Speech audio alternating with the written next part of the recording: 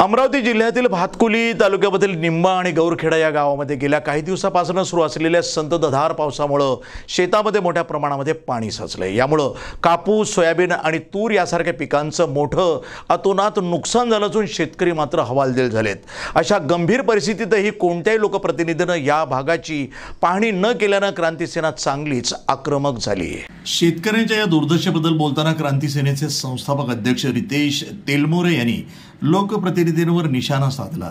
ज्यांच्या भरोशावर तुम्ही राजकारण करता निवडून येता त्याच शेतकरी मायबापांकडे दुर्लक्ष करून तुम्ही दही हंडी आणि इतर सण साजरे करता असा आरोप त्यांनी केलाय।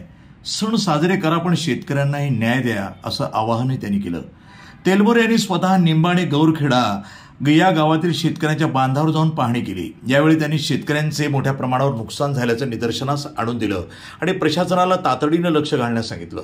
त्यांनी प्रशासनाला इशारा दिलाय की जर येत्या 4-5 दिवसांमध्ये पिकांचे तात्काळ पंचनामे करून शेतकऱ्यांना नुकसान भरपाई दिली नाही तर क्रांती सेना तीव्र आंदोलन छेडेल। या इशाऱ्यामुळे आता प्रशासन आणि लोकप्रतिनिधी काय भूमिका घेत आहेत हे पाहणं महत्त्वाचं ठरणार आहे।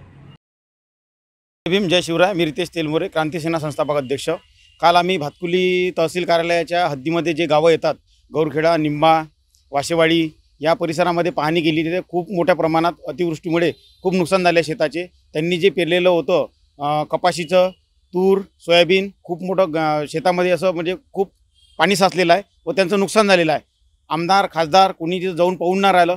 आजी माजी कोणतेही राजकीय नेते कोणी तिथे जाऊन पाहून न राहिलं आणि त्यांचे पंचनामे कोणी केले नाही। शासकीय कर्मचाऱ्यांनी व तहसीलदारांनी यांनी त्याचे पंचनामे करावे व लवकरात लवकर त्यांना नुकसान भरपाई देण्यात यावी।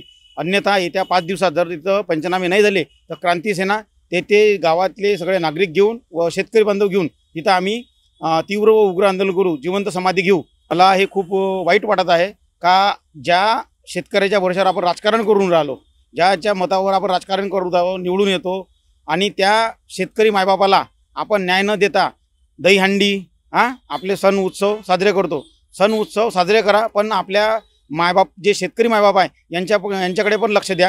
हे सण उत्सव साजरे करा पण तुम्ही यांच्याकडे जाऊन यांच्याकडे चौकशी करा, पाहणी करा, त्यांच्या जे नुकसान झालं ते भरपाई भेटली पाहिजे यासाठी प्रयत्न करा अशी आमची मागणी आहे। शेतकऱ्याच्या इकडे लक्ष द्यावे यांनी आणि खोटं राजकारण न करता चांगलं राजकारण करावं व शेतकऱ्यांना त्यांचा मोबदला देण्याचा प्रयत्न करावा। NTV news Marathi, Amravati.